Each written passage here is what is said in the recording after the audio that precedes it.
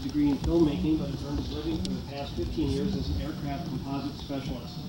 He has worked on gliders, Very Easies, the Amsoil Root Racer, the Defiant and Catbird, the Avtec 400, Moeller M400, Northrop F20, and Fairchild A10.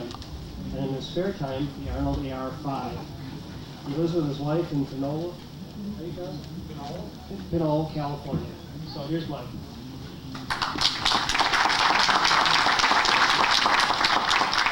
Thank you, everyone.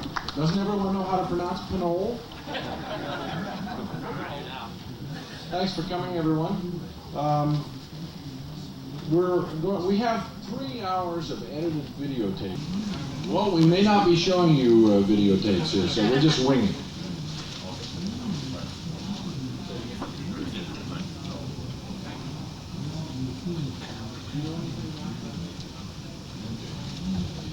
Well, let me just talk to you a little bit here. I've always wanted to design an airplane, and the kind of airplane, some of you may have seen the article that I wrote in the January issue of Sport Aviation magazine. Can you all hear me in the back? My dream was to build a small, cheap dogfighter. I was looking for a small turning radius, a high roll rate, good rate of climb, and a fast airplane. All the things that fighter designers, especially those folks who were designing fighters during the Second World War, or during the First World War for that matter, were looking for it. In the process, the airplane turned out to be a little faster than we thought it was going to be. When we finished the airplane, the world record was available. We were aware of the 3 kilometer world record was at the time 200 miles an hour. This airplane will do 207 miles an hour in level flight, so we went for the record. But the point I'm trying to make with this is that the airplane was not designed as a world speed record airplane. It is designed to be a dogfighter, and as it turns out, it's quite a good dogfighter. I haven't painted any airplane signs on the side of the airplane yet, but I beat a midget Mustang and some other little airplanes, an RV-4. I can outturn them and give them fits climbing if I have the right prop. So the reason the airplane goes as fast as it goes, and we'll have an opportunity to hear Mr. Bruce Carmichael talk about that a little bit later on, is because it makes good use of laminar flow. I helped to build an airplane in the early 80s called the Amsoil Root Racer. Some of you may have heard of the airplane. I was at Reno in 1982 crewing on that airplane when Mr. B.J. Holmes came out from NASA and sprayed the airplane sprayed portions of the airplane with acinephthene, which is a sublimating chemical which will show the transition between laminar and turbulent flow. And I saw with my own eyes that airplane was getting laminar flow back to about 60% of the chord, which I thought was remarkable, and apparently some other folks did too. There has been a reluctance on the part of power plane designers to use laminar flow airfoils for a number of reasons. Maybe Bruce might want to expound on that a little bit later.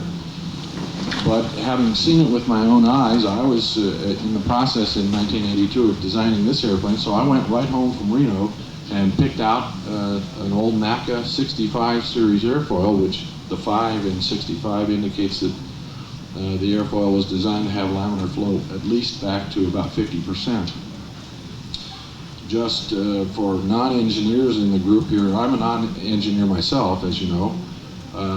Laminar flow is real important stuff because it can have as little as 1/3 of the drag of turbulent flow. So in the case of a wing, for example, a long laminar run wing will have maybe half the drag of a similar smooth but not extended laminar flow airfoil, not so-called conventional airfoil. So it would be like going out and cutting half the wing off a glass air or something.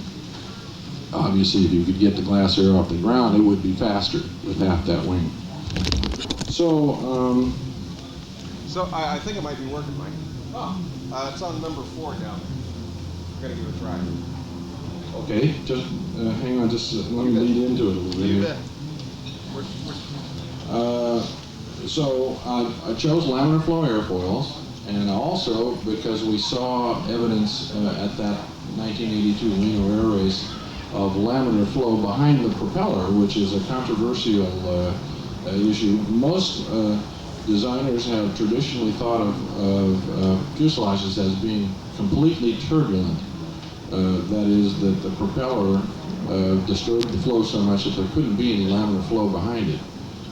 As a result of some work that Mr. B.J. Holmes at NASA has done, it's apparently true that at least during part of the sweep of that propeller blade, the fuselage is laminar if it's smooth in the front, if there are favorable pressure gradients and so forth, that you can get laminar flow behind the fuselage. At least that's what I believe. There are folks who don't believe it, but that controversy rages way beyond my capabilities. I'll let the aerodynamicists work that one out. So I paid careful attention to make the front of the airplane smooth, to make it a favorable pressure gradient, which means basically that the fuselage cross-sectional area expands. This is also true for wings. The way you get laminar flow is by keeping the nose of whichever body we're talking about, either an airfoil or a fuselage or a streamlined body of any sort, smooth, and you get laminar flow as long as the thing is expanding, the cross-sectional area is expanding. As soon as you reach the point of maximum thickness, then the laminar flow transitions to turbulent flow. Briefly, I don't want to get too involved here. What they're doing with laminar flow wings is just moving that point of maximum thickness back so that the area of expanding cross-sectional area is long. So that's what I did on the fuselage. Max, are we ready to show a little piece here? We did some other things. Hang on just a second, don't do it yet. Yeah. We did some other things that at about that same time that I was designing the airplane, I was trying to figure out what interference drag was. What I had understood interference drag to be was that stuff that happened down in the corners of things. For example, the side of a fuselage and the upper surface of a wing, right down in the corner, I understood that the boundary layers got mixed up down in that corner and they beat themselves up and wore themselves out so that they transitioned early or they separated early and you got increased drag. That's only part of the story, as it turns out. And we're going to show you a little piece of film here to show you just my ruminations over interference drag. As you know, the airplane is an all-composite airplane. One of the advantages of composites in this form, the airplane is built essentially like a very easy or a long easy. It's a styrofoam core with fiberglass and epoxy over it. It's finished off on the outside just like you'd finish a car or a boat with lots of filler. It's a fairly heavy construction method. The real advantage to the method is that it is very stable. So the surface that you get with it will stay as smooth or fairly, almost as smooth as, it'll stay that way forever. It doesn't print, as some sailplanes have had problems with. It doesn't print the spar through. It doesn't wrinkle up. And of course, all of that stuff is very essential if you're trying to get laminar flow, because you don't want a lot of waves. My good friend Max Volume here is a musician by trade, a master guitar player, but Max helped me make the movies, and he has worked with me over the years on a number of interesting projects. Back down, but it seems to work. So that's it. Good deal. Okay, as Bruce will tell you, interference drag is not a big deal at top speed.